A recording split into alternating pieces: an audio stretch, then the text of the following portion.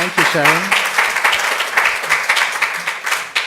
I am an economist, and I am a European. And as a European economist, I think that the Eurozone crisis is the most important topic to study right now. This crisis started in Greece, spread to Italy, to Ireland, to Spain and Portugal and other countries. And it really has three elements. It has a financial crisis where banks struggle to stay afloat. It has a fiscal element where governments struggle to refinance their debt.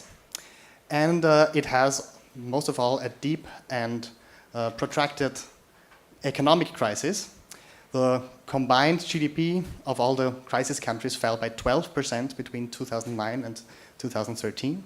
The human cost of this crisis is enormous. In Greece right now, there's a fifth of the population living in poverty. And what I'm going to do, what my research project is about, is the question, what caused this crisis? I want to disentangle the crisis, and I want to disentangle the various sources of the crisis. And how am I going to do this?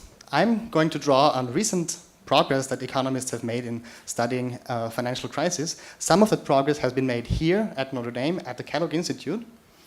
And I'm going to build a model of the crisis. And so this model is going to have households and firms and banks and governments in them. And government debt plays a very crucial role in my model because it serves as collateral for the banking system. And whenever there's a problem with government debt, that has a chain effect throughout the whole economy, where banks cut lending, firms cut investing, and cut jobs, and so on. So what can we do with this model?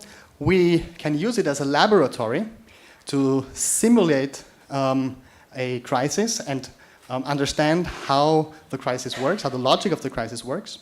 We can use it to quantify how much of the variation that we saw in output and employment can be explained through increases in risk, for instance.